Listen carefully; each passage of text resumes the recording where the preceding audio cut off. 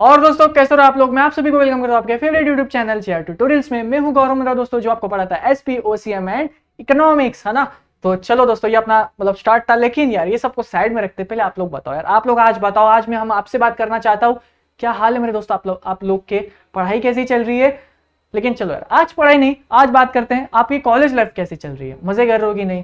बच्चा कह रहा है सर एक सेकंड, मैं साइंस वाला हूँ सर। अरे कोई बात नहीं ना यार, साइंस वाले हो, पढ़ाई का प्रेशर है, अरे नो डाउट सारे बच्चों को होता है। इनफैक्ट कॉमर्स वाले बच्चों को भी प्रेशर है पढ़ाई का, टेंशन ना लो। लेकिन हंसते खेलते रहो यार, अभी तो आपकी खेलने की उम्र है, अभी आप 11th में हो, मजे करो, साथ ही साथ पढ़ाई करो। और पढ़ाई की टेंशन क्यों लेते हो यार, ट्यूटोरियल है उसके लिए, हमारे यहाँ पे इतने टैलेंटेड टीचर्स है, तो यार उनके भरोसे रहो, साथ ही साथ सेल्फ स्टडी भी करो दोस्तों, है ना। बाकी ये मेरा इंस्टाग्राम आईडी है, अगर आप कॉमर्स के बच्चे हो, 11th एंड 12th के भी नहीं हो, थोड़े से और बड़े हो, तो यहाँ पे आप मुझसे कांटेक्ट कर सकते हो। बाकी मेरे 11th एंड 12th वाले जो भी बच्चे हैं, 12th के तो चलो साइड में रखते हैं, लेकिन जो मेरे प्यारे बच्चे 11th के, ये मेरा इंस्टाग्राम आईडी है, यहाँ पे जाके कांटेक्ट कीजिए, प्यार कीजिए, है ना। ऐसा एकदम लाइक वगैरह सब कुछ कर दीजिए।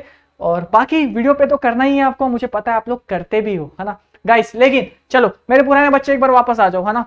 चलो बच्चा कह रहा है सर 1 मिनट आगे कर दिया था, आपको तो क्या ही पता चलेगा। अरे कैसा आदमी है यार तू चाहता नहीं मेरा घर चले, चाहता है कि नहीं। चलो फिर चाहते हो ना तो पूरा वीडियो स्टार्ट टू एंड देखना है, ठीक है। मस्ती कर रहा हूँ। चलिए आज क्या करने वाले, इकोनॉमिक्स करने वाले। इकोनॉमिक्स में भी दोस्तों लेसन नंबर 7 हमारा कंटिन्यूएशन में है, उसके साथ ही साथ आज दोस्तों चल रहा है लेक्चर नंबर 3, ठीक है। जिस बच्चे ने फर्स्ट लेक्चर नहीं देखा, सेकंड लेक्चर नहीं देखा, जाओ पहले तो वो देख के आओ, वरना आपको समझ ही नहीं आएगा भाई क्या चल रहा है। वैसे तो आज का टॉपिक समझ में आ ही जाएगा क्या चल रहा है, क्योंकि एकदम ड्राई टॉपिक है। चले स्टार्ट करें, पूरा फोकस यहाँ पे गाइस। 8 पॉइंट्स है, मैक्सिमम 10 मिनट्स, मैक्सिमम 10 मिनट्स, ठीक है। स्टार्ट करें पक्का। चलो गाइस लेट्स गो। यहाँ पे आपने अब तक क्या समझा, पहले तो मुझे ये बताओ। आपने अनएम्प्लॉयमेंट क्या होता है ये समझा, आपने अनएम्प्लॉयमेंट के टाइप समझे, लेकिन अनएम्प्लॉयमेंट समझना क्या होता है, मतलब कि दोस्तों बेरोजगारी, जॉबलेस इंसान, है ना, जिसके पास एबिलिटी है वर्क करने की, लेकिन बेचारे के पास काम नहीं करने को, कोई उसे अपॉइंट नहीं कर रहा है, या फिर उसके पास उतनी नॉलेज नहीं है कि वो काम कर सके, बेचारा जॉबलेस है, क्या कर सकते हैं, उसे कहते हैं अनएम्प्लॉयमेंट, है ना। तो दोस्तों ये जो अनएम्प्लॉयमेंट वाली प्रॉब्लम है, आपके दिमाग में ऐसा रहेगा ना, सर एक काम करते ना यार, हम इंडिया में गवर्नमेंट को बोलते बहुत सारी जॉब्स क्रिएट करो, है ना। जो भी ऐरा गैरा इंसान है जिसके पास नॉलेज नहीं है, लेकिन उसका फाइनेंशियल कंडीशन बहुत खराब है, तो उसको भी जॉब दे दो, क्यों ना। सब जो मिलता है रास्ते चलते हम सबको पकड़ेंगे और बोलेंगे भाई जॉब चाहिए, आजा आजा मेरे पास आजा, भाई जॉब चाहिए, आजा आजा मेरे पास आजा। क्या ये प्रैक्टिकली पॉसिबल है। देखो हम ऐसा दिल से सोचेंगे तो प्लीज सर करा दो कि हर इंसान के पास जॉब हो, अच्छा लगे हमें सुन के, लेकिन दोस्तों क्या ये प्रैक्टिकली पॉसिबल है, बिल्कुल नहीं, है ना। हम दिल से मत सोचो, थोड़ा दिमाग से सोचो, बिजनेस माइंड के साथ सोचो, है ना। पॉसिबल नहीं है। आप क्यों चाहोगे कि आप किसी ऐसे इंसान को अपॉइंट करो जो आपको लो प्रोडक्टिव काम करके देगा, इनफैक्ट आप एक हाई प्रोडक्टिव इंसान को उसको छोड़कर किसी लोअर के पास जाओ, ऐसा तो होने नहीं वाला ना यार। देखो बिजनेस माइंड से सोचो, अभी बच्चे नहीं हो, बिजनेस खोलना है कि नहीं। चलिए अब स्टार्ट करते हैं आज के टॉपिक से, कॉजेस ऑफ अनएम्प्लॉयमेंट। कभी ऐसा सोचा है क्या, ये जो अनएम्प्लॉयमेंट है ये क्या कभी आगे जाके खत्म होगी, क्या ऐसा कोई दिन आएगा कि जितने भी लोग हैं हमारे देश में सबके पास जॉब है। क्या आपको लगता है ऐसा कोई दिन आएगा। देखो प्रैक्टिकली अगर हम टॉपिक से हटके भी सोचे तो ऐसा कभी नहीं होने वाला। ये जो प्रॉब्लम है दोस्तों अनएम्प्लॉयमेंट की, ये लाइफ टाइम चलेगी, जब तक एक ह्यूमन बीइंग दोस्तों इस दुनिया में है, इस अर्थ पे है। ये जो प्रॉब्लम है अनएम्प्लॉयमेंट की, इसको कोई भी फिनिश नहीं कर सकता है, क्योंकि दोस्तों आपको पता है अगर कोई इंसान यहाँ पे बॉर्न हो रहा है तो यहाँ पे किसी इंसान की डेथ हो रही है ना। अगर कोई इंसान यहाँ पे ग्रेजुएट होकर निकल रहा है तो इसी किसी इंसान को जॉब से निकाला जा रहा है। अगर यहाँ पे किसी इंसान को जॉब पे रख रहे हैं तो यहाँ पे किसी इंसान को जॉब से निकाला जा रहा है उसके जगह पे। तो देखा ये एक सर्कल है, अगर किसी की जॉब लग रही है तो किसी की जॉब जा रही है, अगर किसी को अपॉइंट कर रहे हैं तो किसी का अपॉइंट होने का चांस मिस हो रहा है। तो यहाँ पे अनएम्प्लॉयमेंट की प्रॉब्लम तो खत्म नहीं हो रही, ये तो बढ़ते ही रहने वाली है। तो यही सारे पॉइंट्स 8 पॉइंट्स जो है यही बात करने वाले हैं, और बहुत ही बेसिक से पॉइंट है। लेकिन इस लेक्चर का मेन मोटिव पता है क्या, ये जब 8 पॉइंट्स अपन फिनिश कर जाए ना, एंड ऑफ द लेक्चर में तुम्हारे मुंह से ये 8 to 8 पॉइंट्स लाइन में निकलने चाहिए, है ना। फुल रट्टा मार लो ये 8 पॉइंट्स को, मैं कहता हूँ रट्टा मार लो। बाकी तुमने ये हेड पॉइंट समझ लिया, है ना। इसके अंदर का सब्जेक्ट मटेरियल तो आप वैसे भी अपने इंग्लिश में लिखोगे, कोई प्रॉब्लम नहीं। हेड पॉइंट्स को याद करो, क्योंकि आप एग्जाम में क्वेश्चन अच्छा हाँ क्या लिखूं इसमें, वहां पे टाइम नहीं वेस्ट कर सकते। आपके दिमाग में जब हेड पॉइंट्स होंगे उसके अंदर क्या लिखना है वो आप अपने मन से लिखो। चलो अब स्टार्ट करते हैं। पहला है दोस्तों जॉबलेस ग्रोथ। अब ये जो प्रॉब्लम है दोस्तों अब इंडिपेंडेंस के टाइम से आ रही है, 1947 से भी पहले हमारे देश में ब्रिटिशों का राज चलता था, आपको भी पता है। तो हमारे देश के लोगों को ही यहाँ पे जॉब करने को नहीं मिलता था, काम करने को नहीं मिलता था, बाहर के लोग आके काम करते थे। अब ये जो प्रॉब्लम है ना दोस्तों, ये वो एरा से चल रहा है और आज के एरा में भी है और आगे भी चलता ही रहेगा। क्योंकि अभी हमने जैसे बात की, एक को चांस मिलता है तो एक का चांस मिस हो जाता है ना। जॉबलेस ग्रोथ है। अब इसका कोई एंड नहीं है, ये सिर्फ स्टार्ट है, तो ये सिर्फ आगे बढ़ता जाएगा, ये कभी भी रुकने नहीं वाला। ये फर्स्ट पॉइंट में ये कहना चाहते हैं, जॉबलेस ग्रोथ। उसके बाद इंक्रीज इन लेबर फोर्स। आपको भी पता है दोस्तों, हमारे देश का पॉपुलेशन ऑलमोस्ट 139 करोड़ से ज्यादा है ना। हाँ, लोगों की बात कर रहा हूँ। अब यहाँ पे दोस्तों देखिए, यहाँ पे ना कंपटीशन बहुत है ना। आपको भी पता है दोस्तों, अगर आप कोई एजुकेशन के फील्ड में जाना चाहते हो, कितना कंपटीशन है। अगर कोई मेरा प्यारा बच्चा क्रिकेट के फील्ड में आगे जाना चाहता है, फुटबॉल के फील्ड में आगे जाना चाहता है, तो उसको भी पता है कितना कंपटीशन है ना। एक हमारे नेशन के लिए खेलने के लिए लोग, कितने करोड़ों लोग आपस में भिड़ जाते हैं, सो दैट उनको एक प्लेइंग 11 में पोजीशन मिले। राइट, सही कह रहा हूं कि नहीं दोस्तों। अब ये क्या है, किसी एक को ही चांस मिलेगा, बाकी जो रह गए, बाकी कितने सारे लोग रह गए, वो क्या हो गए, वो हो गए अनएम्प्लॉयड, है ना। तो ये सब आ जाता है इंक्रीज इन लेबर फोर्स। आपके पास ह्यूमन रिसोर्स बहुत है, लेकिन जितने ह्यूमन रिसोर्स उतनी नुकसान की बात, क्योंकि आप हर किसी को जॉब नहीं दे सकते, हर किसी को अपॉइंट नहीं कर सकते, हर किसी को आप अपने यहाँ पे अपॉइंट करो, उसको पैसा दो, ये प्रैक्टिकली पॉसिबल नहीं है। Excessive use of machinery.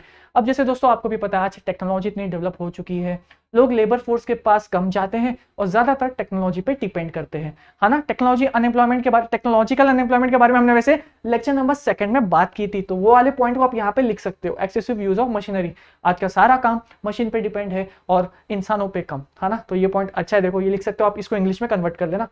Lack of skill development programme, इसका मतलब ये दोस्तों देखिए, याद करो लेक्चर नंबर 2 हमने बात किया था कि इंसान है जिसको सिर्फ मशीन चलाना आता है, उस मशीन में सिर्फ गोल गोल घुमाना आता है, उसको उसके अलावा कुछ नहीं आता। अब दोस्तों उस बेचारे को कोई सिखाने वाला भी नहीं है ना। कोई देशभक्ति या कोई अपना ये सोसाइटी वाला काम क्यों करेगा। लोग इतने फ्री नहीं है यार, लोग सोचेंगे अरे इसको सिखाने से अच्छा मैं कुछ और काम कर लेता हूँ, मुझे भी तो पैसे कमाने हैं, लेकिन मुझे उसके लिए बुरा लग रहा है, लेकिन मैं भी क्या कर सकता हूँ, मेरी भी तो फैमिली है, उनका भी तो घर चलाना है, मुझे छोटी बीवी है, मेरी मतलब छोटे बच्चे हैं, छोटी बीवी है, उनका भी तो ख्याल रखना है। अगर मैं किसी इंसान के पास स्किल नहीं है, अगर मैं उसे सिखाते बैठूंगा तो मेरे घर का क्या, मेरा घर कैसे चलेगा। वैसे दोस्तों काफी लोग सिखाते भी हैं और अपना घर भी चलाते हैं, लेकिन ये प्रैक्टिकली पॉसिबल नहीं है, क्योंकि आपको भी पता है हमारे देश में इतना पॉपुलेशन है, हमारे देश में इतने इलिटरेट लोग हैं जिनको हमें सिखाना है, और हमारी जो गवर्नमेंट है उनको सिखाने में पूरी जान लगा दी है, लेकिन ये भी प्रैक्टिकली क्या वो अपने देश के हर एक व्यक्ति को सिखा सकते हैं क्या सब कुछ, नहीं ना। देखो आपको भी पता है ये प्रैक्टिकली इम्पॉसिबल है। चलिए, एक्सपेक्टेशन टुवर्ड्स एम्प्लॉयमेंट, जैसे आपको भी पता है दोस्तों, यहाँ पे आप ये लिख सकते हो कि इतने कॉम्पिटिटिव एग्जाम्स होते हैं, जैसे नीट के एग्जाम्स हो गई, सीए फाउंडेशंस हो गई, सारे एंट्रेंस एग्जाम हो गए, सीएस के एग्जाम्स हो गई। यहाँ पे दोस्तों आपको पता है जो पासिंग परसेंटेज होता है सीएस, सीएस, सीएमए के एग्जाम्स का, 8% लोग पास होते हैं, 14% लोग पास होते हैं। 14%, यानी कि 100 में से सिर्फ 14 बच्चे जो है सीएस के, सीए के, जो भी एग्जाम्स है कॉम्पिटिटिव एग्जाम्स, आगे निकल रहे। कोई आईएएस बनना चाहता है ना, कोई यूपीएससी क्लियर करना चाह रहा है, लेकिन दोस्तों यहाँ पे ना कंपटीशन इतना है कि वो लाखों बच्चों में से सिर्फ 10,000 या 5,000 लोगों को ही सिलेक्ट किया जाएगा, बाकी को हम देखेंगे भी नहीं। तो जो बाकी लोग बच गए वो लोग तो बेचारे अनएम्प्लॉयड हो गए ना। ये पॉइंट आपको यहाँ पे लिखना है। चलिए उसके बाद स्लो रेट, एक सेकेंड, एक पॉइंट मिस करा, सीजनल नेचर ऑफ एग्रीकल्चर। देखिए दोस्तों, जैसे अगर कोई फार्मर है, उसके पास एक लैंड, उसने न्यू परचेस करी, बेचारे ने पूरी अपनी जायदाद लगा ली, प्रॉपर्टी लगा ली, उसने वो लैंड परचेस करी, ठीक है। अब वो लैंड परचेस करी दोस्तों, उसने 1 साल तो बहुत अच्छे से फार्मिंग करी, मस्त सा कल्टीवेशन हुआ, केमिकल्स भी यूज किए अंकल ने, लेकिन पता अगले साल क्या हुआ, उसने अंकल ने बेचारे ने कुछ ऐसे केमिकल्स यूज किए, उनको पता भी नहीं था, लेकिन वो बहुत ही हार्मफुल केमिकल्स थे, और वो केमिकल्स के वजह से उन अंकल की जो सॉइल थी ना अच्छी सी, वो भाई हो गई खराब। अब अंकल क्या करेंगे, उनकी जो एग्रीकल्चर वाली जमीन थी उसकी जो सॉइल है वो खराब हो गई है, अब वहां पे फार्मिंग होगी तो होगी कैसे, सोचने वाली बात है कि नहीं। अब यहाँ पे दोस्तों अंकल जो है हमारे हो गए अनएम्प्लॉयड। यहाँ पे आप ये भी लिख सकते हो दोस्तों एग्रीकल्चर में, यहाँ पे क्या लिखा है दोस्तों, सीजनल नेचर। अब यहाँ पे ये भी लिख सकते हो, अगर कोई फार्मर है जो दोस्तों रेनी सीजन पे डिपेंड करता है उसकी फार्मिंग, या ऐसी कोई फार्मर जो समर वेकेशन पे पूरी तरह से डिपेंड करता है, अब जो रेनी सीजन है बाई चांस उस एरिया में, उस सराउंडिंग एरियाज में इस बार रेनफॉल कम हो गई, तो उसका दोस्तों फार्मिंग जो है मे भी उतना अच्छा ना हो। तो ये सब फैक्टर्स, नेचुरल फैक्टर्स यहाँ पे इंपॉर्टेंट रोल प्ले करते हैं, और ऐसा जो फार्मर है वो तो बेचारा हो जाएगा ना अनएम्प्लॉयड, ठीक है। चलिए, slow rate of economic development. अब जैसे आपको पता है यहाँ पे स्लो रेट क्यों हो रहा है, हमारे देश में इतना पॉपुलेशन है, हमारे देश में अनएम्प्लॉयमेंट की जो प्रॉब्लम है दोस्तों आज से नहीं, बहुत सालों से चलती आ रही है, 1950 या 1947 से भी पहले चलते आ रही है दोस्तों, है ना। अब वो प्रॉब्लम जब वहां उस एरा में सॉल्व नहीं हो पाई और वो वहां से कंटिन्यू ही होते गई, तो क्या लगता है आज 2022 में या फिर 2023 में ये प्रॉब्लम जो है सॉल्व हो जाएगी क्या? नहीं होगी ना। ये प्रैक्टिकली ऐसा दिल से सोचो, लगता है सर सबके पास जॉब हो, सब पैसा कमाए, लेकिन अगर हम दिमाग से सोचे, है ना, दिल को थोड़ा सा साइड में रख के पत्थर रखते अपने आप पे और इसे जनरली सोचते, तो क्या ये प्रैक्टिकली पॉसिबल है? बिल्कुल नहीं पॉसिबल है ना। माइग्रेशन ऑफ रूरल पॉपुलेशन, इसका मतलब दोस्तों आप यहाँ पे लिख सकते हो कि जो कुछ लोग हैं उनको पता है, क्या लगता है यार रूरल एरियाज में हम एकदम अनडेवलप्ड एरियाज में है, हम गांव में रहते हैं, हम क्यों ना शहर में जाए, शहर में ही कुछ काम कर लेंगे, है ना। लेकिन ये जब शहर में आते हैं देखते हैं कि यहाँ पे तो ऑलरेडी उतने सारे लोग हैं जो गांव से आ रखे पहले से ही, और जो शहर का भी है उस शहर वाले लोग के पास भी जॉब नहीं है, तो ये गांव वाला कहाँ से यहाँ पे आके काम करेगा, है ना भाई। यहाँ पे जो ऑलरेडी रहते हैं उनके खुद के वांदे हैं, उनके खुद के पास जॉब नहीं है। आप जो लोग गांव छोड़ के अपना आए हो, आपको क्या पता है हमारा दर्द, हमारे खुद के पास ही जॉब नहीं है। तो आपको ये वाला पॉइंट में यहाँ एक्सप्लेन करना है, सिंपल इंग्लिश में, कोई दिक्कत नहीं होगी, बस थोड़ा ग्रामर का ध्यान रखना। अगर आप सेंटेंस नहीं लिख पाते ना दोस्तों, जो टेक्स्ट बुक में दिया है वहां से 2 सेंटेंसेस उठाओ, याद कर लो, याद करके यहाँ पे लिखो। अब जैसे ये एग्जाम में क्वेश्चन दोस्तों 4 से 8 मार्क्स तो मुझे एक्सपेक्ट नहीं करता मैं से, लेकिन ये दोस्तों 4 मार्क के लिए क्वेश्चन पक्का आएगा, आ भी सकता है। 90% चांस इस क्वेश्चन के आने के, इस लेसन में बहुत इंपॉर्टेंट रोल प्ले करता है दोस्तों। 4 मार्क का क्वेश्चन है, मिनिमम 6 पॉइंट्स लिखने, 6 लिख के आ जाओ, बहुत इनफ है। अगर किसी की कॉलेज जो थोड़ी सी स्ट्रिक्ट है ना, जो पेपर्स थोड़ा सा स्ट्रिक्ट चेक करते हैं, वहाँ के टीचर्स भी थोड़े से स्ट्रिक्ट है और बहुत ही अच्छे से पढ़ाते हैं, वो एकदम मतलब चाहते हैं कि उनके बच्चा अच्छा मार्क्स लाए, तब आप ट्राई करना 6 से ज़्यादा लिखो। बाकी बोर्ड एग्जाम्स के लिए तैयारी अभी करेंगे हम स्टार्ट, टेंशन ना लो। बाकी आपको ये आंसर को एकदम स्पीड लिखना है, जितनी आपकी स्पीड, अपनी जो हैंडराइटिंग है उतनी क्लीन, उतना स्पीड, उतना कंटेंट आप दे पाओ, उतने अच्छे आपको एग्जाम में दोस्तों मार्क्स मिलेंगे, ठीक है। सिर्फ यही आंसर के लिए नहीं, मैं सारे आंसर्स के लिए भी आपको ऐसा ही कहना चाहूंगा दोस्तों।